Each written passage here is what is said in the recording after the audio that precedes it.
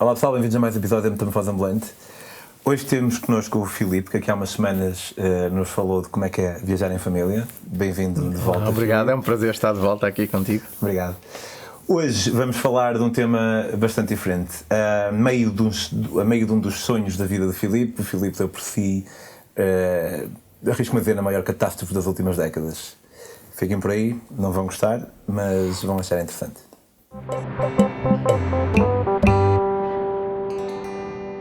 Filipe, tu aos 33 anos percebeste que tinhas de fazer uma coisa qualquer diferente, não foi? Sim, olha, fui despedido, foi das melhores coisas que me aconteceu na vida, assim, fui despedido. O que é que fazias? Trabalhava na área do multimédia, a minha formação é de Engenharia de Sistemas Informática, mas sempre olhei para os computadores como uma ferramenta de trabalho, apenas. E descobri na área do multimédia uma área dentro da informática onde podias ser criativo. Então trabalhava com som, vídeo, imagem, programação, é certo também, mas fazia CD-ROMs interativos, jogos, brincadeiras, software educativo. Pronto, essa era a minha vida anterior, até que rebentou a bolha do multimédia lá em 2003. E foi o clique que eu precisava, que eu já andava há muito tempo a dizer em casa: qualquer dia despeço-me e vou dar uma volta ao mundo. Em casa, à tua família ou à tua esposa? Não, já era casado nessa altura. Qualquer dia despeço-me e vou dar uma volta ao mundo. Sentia mesmo essa vontade, mas nunca tive a coragem de dar esse passo, não é? Sabes como é, tens o conforto do teu salário, estás na tua zona de conforto, como se diz, e nunca tive a coragem de dar esse passo. E por isso, ser despedido foi das melhores coisas que me aconteceu, porque foi o clique que eu precisava para empreender essa grande viagem. Então decidi ir viajar. Mas até então já tinhas feito assim viagens mais longuinhas? Ou... Não, tinha viajado, feito pequenas viagens normais. Nunca tinha viajado assim por grandes períodos de tempo, nunca tinha estado em Erasmus, nunca tinha feito um gap year, Pronto, tive uma vida relativamente normal, no sentido em que estudar, constituir família, etc. Mas lá no fundo senti essa necessidade, e portanto esse foi o momento perfeito para eu ir atrás desse sonho de liberdade, se quiseres. E a tua esposa, o que é que disse? Curiosamente foi das pessoas que mais me apoiou nesse sonho. Ela, a Luísa, quando percebeu que era uma coisa que eu queria verdadeiramente fazer, ela pediu uma licença sem vencimento no seu trabalho, mas não lhe deram, e ela decidiu que não era a altura, início de carreira, estava a trabalhar no sítio onde sempre sonhou, que não era a altura para se despedir. Era o meu sonho, lá está, não o dela. Mas foi a pessoa que mais me incentivou a ir atrás desse sonho, a correr atrás, mesmo implicando isso, eu ir para longe muito tempo. Eu lembro-me que saí em julho de 2004, nessa primeira grande viagem, e eu prometi aos meus pais, que estavam muito preocupados, que no máximo no Natal, não no próximo, mas no Natal seguinte, eu estaria em casa. Portanto, no máximo, eu estabeleci um prazo máximo de 1 ano e meio para a viagem. Mas sim, a Luísa foi das pessoas que desde o início me incentivou a correr atrás desse sonho e a ir.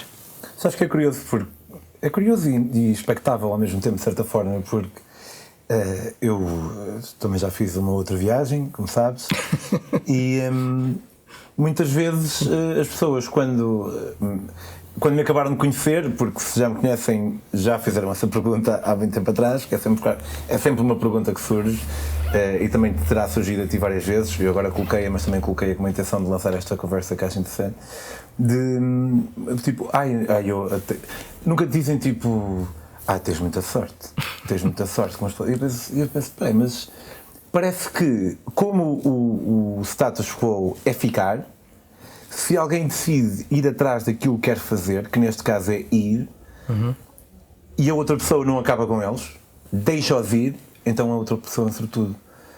Mas sortudo não é aquele a quem o outro deixa fazer aquilo que quer fazer. Isto é, eu estou a dizer deixar de uma maneira, ninguém deixa ninguém, né? Somos todos livres, pelo menos em certa parte. Mas a Luísa deixou-te ir, a Graciete deixou-me ir, mas tu deixaste a Luísa ficar e eu deixei a Graciete ficar. Isto é, ninguém na verdade deixa nada, e tu preferias que a Luísa fosse contigo, pelo que estás a dizer, eu preferia que a Graciete fosse comigo.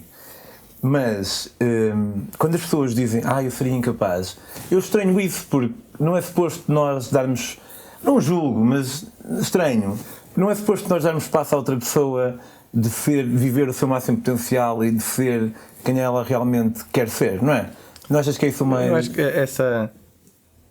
essa liberdade faz parte de uma relação saudável, tu entenderes os desejos do outro, a necessidade do outro, os sonhos do outro, que podem não coincidir com os teus, e dar espaço a que esses sonhos sejam concretizados. E acho, no caso concreto desta minha viagem, foi isso que aconteceu. Como disse, era o meu sonho, não o da Luísa. Ela teria vindo se lhe tivessem dado a licença, mas era o meu sonho, não era eu que queria muito concretizá-la. E por isso acho que isso, resumindo numa palavra, acho que é amor. E tu disseste que vinhas passado um ano e meio, ela ia encontrar-se contigo a meio, mas ela acreditava que tu ias voltar mesmo passado esse ano e meio? Eu soube depois, na altura, quando eu parti, a Luísa não me disse nada, incentivou-me a ir. Mas disse-me quando eu regressei que ela pensava que eu não ia voltar, e isso ainda dá mais valor ao facto de ter incentivado a concretizar o sonho. Ou seja, o sonho, a concretização do sonho poderia ter o custo elevado da nossa relação acabar, e ela acreditava que isso ia acontecer, e mesmo assim apoiou, lá está, porque era o meu sonho e fez tudo. Honestamente, foi a pessoa que mais me apoiou para que eu fosse atrás. Na altura não era assim tão normal como isso, isto foi em 2004, viajar, como agora felizmente há muito mais gente a viajar por longos períodos de tempo, a fazer gap years antes da universidade ou entre a universidade e o mercado de trabalho. Nota-se bem o boom, não nota? Nos últimos anos. Muito, mas antigamente era muito normal nos países anglo-saxónicos, escandinavos, e era essa malta que eu encontrava na estrada. Agora felizmente começa a fazer parte da nossa cultura também, dos jovens, viajarem, fazerem-se ao mundo, que acho que isso só nos enriquece a todos como sociedade. Mas nessa altura não era assim tão normal. Mas sim, era algo que eu queria muito fazer. E ela foi ter contigo a alguns sítios? Era isso que eu ia dizer. O que nós fizemos foi, ou que a Luísa fez a gestão das suas férias de forma a que juntou as férias e folgas todas de um ano e veio ter comigo ao Sudeste Asiático durante umas 5 semanas, e depois passamos mais 4 ou 5 meses separados, e ela veio ter comigo mais um mês ou 5 semanas na América do Sul. Portanto, a viagem foi mais ou menos, se quiseres, 4 meses separado, um mês junto, 5 meses separado, um mês, assim, foi essa gestão que fomos fazendo. E estavas precisamente no Sudeste Asiático quando estavas lá em dezembro de 2014? No dia 26 2004. De dezembro de 2004, quando se deu o tsunami no Sri Lanka, eu estava no Laos. E a situação foi caricata, porque eu estava em Van Vieng, tinha estado a descer o rio naqueles famosos tubings, a curtir a descer o rio tranquilamente, a aproveitar. Eu tenho opiniões um bocado polarizadas. Eu curto bem quem não curta nada porque é muito turístico, não sei. A ideia de descer o rio para desfrutar do rio, não tenho nada contra. Fiz e gosto. A ideia de descer o rio para se emborrachar violentamente, fumar umas ganzas e desrespeitar a cultura local, isso já não me agrada tanto, percebes? Porque o Laos é um país bastante conservador, e de tal maneira as coisas em Van Vieng estavam a tomar umas proporções descontroladas que tudo aquilo foi proibido, não é? Ou foi fortemente regulado. Mas estava em Van Vieng quando, chegando do rio à aldeia, vila, enfim, reparamos no fim do dia, quando chegámos, um ajuntamento de gente nos cibercafés. Na altura ainda havia os cibercafés, não havia o Wi-Fi generalizado, dezembro de 2004. Havia um certo alvoroço diferente. E ao indagar do que é que se passava, percebemos que tinha havido um tsunami na Indonésia. Ainda ninguém tinha noção muito bem das implicações, do que é que tinha verdadeiramente acontecido. Sei que a Luísa telefonou para o Jornal Público, que era onde ela trabalhava. Ela estava de férias, tinha tirado essas tais folgas e férias para se juntar a mim. Estava de férias E eles lá imediatamente, quando percebendo que nós estávamos ali, pediram-nos se nós não podíamos ir para Phuket imediatamente, para tentar. Ainda não se tinha a dimensão, mas já se pressentia que era algo de facto muito, muito grande. E então no dia seguinte, no dia 27, um dia depois do tsunami, aterramos em Phuket com o objetivo de cobrir a tragédia para o público. Porque Phuket foi particularmente assolado ou era um ponto de... Não, era um ponto de chegada. Phuket foi, não Phuket propriamente dito, mas uma zona chamada Khao Lak, que é uma zona a norte de Phuket, que era uma zona bastante turística, num ambiente de resort, e era muito frequentado por nórdicos, nomeadamente suecos. E toda aquela zona foi literalmente varrida pelas ondas. E aquilo que aconteceu quando nós chegamos a Phuket foi dar de caras com a destruição, dar de caras com corpos espalhados por todo lado, corpos de gente. E é uma coisa que eu digo muitas vezes, é que felizmente a televisão não tem cheiro, por exemplo. Toda a gente que vivenciou esse episódio ou essa tragédia tem as imagens na cabeça, as imagens televisivas, mas estar lá, sentir aquele cheiro nauseabundo, os corpos ficam deformados pela água. Pronto, aí na Tailândia eu vi esse lado da destruição, o lado da morte. E foi quando eu verdadeiramente percebi, estando numa missão de repórter fotográfico, foi onde eu verdadeiramente percebi o que é estar atrás da lente, se quiseres, o que é ser repórter de conflito, de guerra, porque aconteceu uma coisa que eu nunca tinha experienciado, que é não sentir absolutamente nada. Nunca tinha sentido isso. Eu imagino que é a mesma coisa que um médico sente quando está um cirurgião, quando está a operar um doente. Não pode fazer com que a emoção tolde a razão, senão faz errado, não é? E aquilo que eu senti foi, quando eu olhava pela máquina fotográfica para tentar fotografar toda aquela desgraça, a destruição, e os corpos e os destroços e tudo, eu só procurava o melhor ângulo, a melhor composição. Era um olhar fotográfico do profissional, se quiseres. Mas assim que baixava a câmara e o profissional dava lugar ao homem, daí eu desabava constantemente, porque era quando tu sentias tudo, não é? A máquina fotográfica funcionava quase como um escudo protetor e fazia-me literalmente não sentir nada. E foi a primeira vez na vida que eu tive essa sensação, e é estranhíssimo, não é? E vimos esse lado da destruição, da morte, vimos o sofrimento daqueles que andavam à procura dos seus entes queridos, templos transformados em morgues improvisadas, com os corpos lado a lado, centenas de corpos, e as pessoas à procura um a um, a ver se aquele era um seu familiar. Enfim, isso foi muito doloroso. Foi um parente na minha volta ao mundo, idílica, sonhada, etc. E profissionalmente, se quiseres, e espero que não me interpretem mal, foi das melhores experiências que eu tive profissionalmente. Estar em contacto com aquela realidade, testar esses limites do profissional, do jornalista, se quiseres, não é? Que era nessa qualidade quase que eu estava ali, ou fotojornalista. Mas emocionalmente foi das experiências mais difíceis, ou mesmo a mais difícil que eu já vivi na vida. Isso de lidar não só com a morte, com o sofrimento ligado à morte, mas também, e no caso do Sri Lanka, para onde eu fui a seguir. Portanto, estiveste na zona de Khao Lak? Porquê? Tive uma semana na Tailândia a fotografar isso. depois havia, sabes que os mídias têm sempre a tentação de puxar para as suas histórias do seu povo.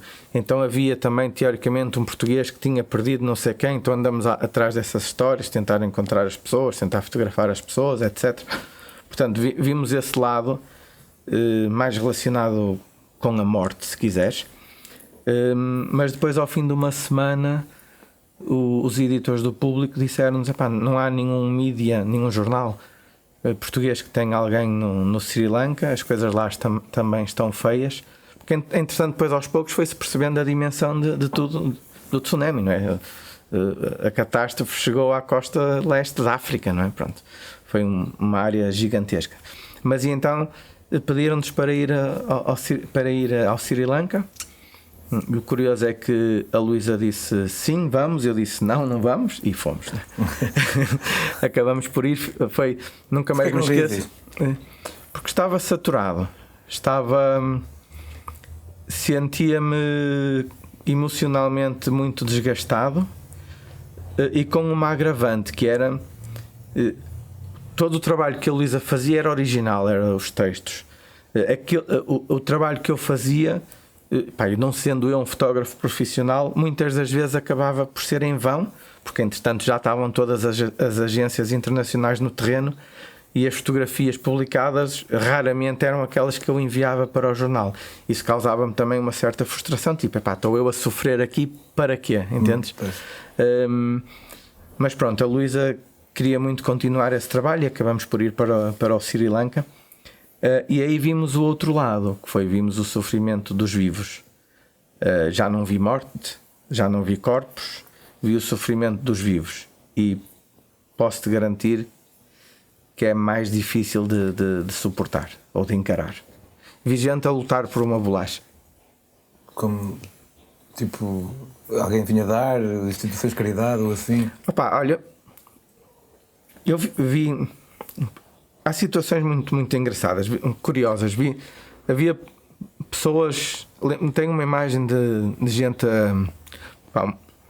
Uma criança, não tinha mais de 5 anos, que estavam na sua casa completamente destruída e a recolher os tijolos, que ainda estavam intactos para poderem reconstruir alguma coisa. E nós, na nossa ânsia de o que é que a gente pode fazer, o que é que podemos ajudar, perguntamos, precisam de alguma coisa? E a resposta foi água. Tipo, a coisa mais básica, a necessidade mais básica que tens, água. Precisamos de água. E pronto, e demos a água toda que tínhamos. Mas as pessoas, as poucas pessoas que estavam lá e que tinham alguma coisa, mesmo os estrangeiros como nós, e que é impossível tu não partilhares, né? Então, se tens um pacote de bolachas, tu partilhas o pacote de bolachas, né? E vi gente literalmente a lutar por uma bolacha. Isso é uma imagem que me marca bastante. Sabes que marcou e marca. Isso foi das coisas, dos episódios emocionalmente mais difíceis que eu já vivi enquanto viajante. Apesar desta ter a nuance de não ser a viagem pura e dura, de ser um intervalo, vestir a pele de fotojornalista, no contexto de viagem. E eu tenho por hábito, desde há muitos anos, no Alma de Viajante, partilhar as coisas que vivo, seja em crónicas de viagem, em textos, em fotografias, e nunca consegui escrever sobre isto. Nunca consegui partilhar nada sobre o tsunami. Porque faz-me sofrer olhar para aquelas imagens. Quando fez 10 anos do tsunami, portanto em 2014, eu decidi, finalmente vou arrumar com este episódio na minha vida, vou fazer a catarse final, vou escrever sobre isto e pronto, libertar-me deste peso. E abri o computador, olhei para as fotos e ao fim de 30 segundos fechei o computador e não consigo. Não consegues mesmo? Porque tipo revives outra vez o que estava lá? volta a viver aquilo, volta a ver o sofrimento das pessoas, volta a sentir. Não consigo. E não tens o que fazer, não é? Ou sentes que tens, não sei. Não, era uma forma de acabar, de pôr uma pedra sobre este assunto, né? E fiz essa tentativa quando foi os 10 anos. Era uma forma, não de celebrar, mas de assinalar o 10º ano do tsunami da Indonésia. E tentei de facto dizer, vamos pôr uma pedra sobre este assunto, vamos escrever sobre isto, vamos fazer a catarse final. Mas a verdade é que ainda hoje, sempre que falo deste assunto, pronto, olha, fico assim, toca-me profundamente, porque é como te digo, foi emocionalmente das experiências mais difíceis, mais marcantes, por tudo o que vivi naquelas 2 semanas na Tailândia e na Indonésia, por todas as imagens gravadas na minha cabeça, pelos cheiros, pelos gritos, pelos choros, por tudo, não é? E foi aí que eu verdadeiramente percebi o que é ser um jornalista de conflito, que tu tens que ter uma carapaça imensa, um jornalista de guerra, ou o que quer que seja, tens de ter uma carapaça dura para conseguires fazer o teu trabalho, para conseguires relatar os conflitos, as guerras, as mortes, e é assim que os jornalistas podem ajudar, não? Muitas vezes perguntavam-me: mas e o que é que se faz? Tu não ajudas as pessoas? Tipo, sei lá, um jornalista está a cobrir um acontecimento deste género, nós no caso na Tailândia e no Sri Lanka, tipo, mas vocês não ajudavam? Tipo, não iam sei lá, dar a comida que vocês tinham, ou ajudar a encontrar os entes queridos, ou o que seja.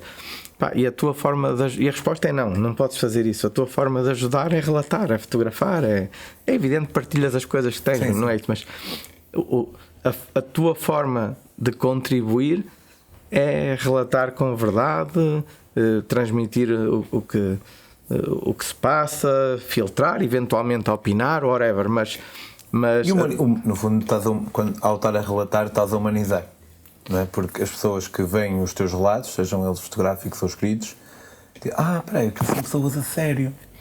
Porque às vezes, ouvindo só uma manchete ou algo que passa simplesmente na oralidade, é muito fácil uma pessoa estar para canto.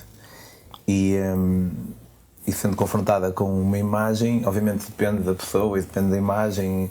Há pessoas para quem isso realmente, sim, não é benéfico de ver, mas na sua maioria talvez isso realmente humaniza as pessoas que estão lá ao longe, e isso a longo prazo possa ter efeitos. Porque as pessoas deixam de ser uma estatística e passam a ser fulano de X, cicrano de tal, exato, Beltrano, deixam de ser uma estatística.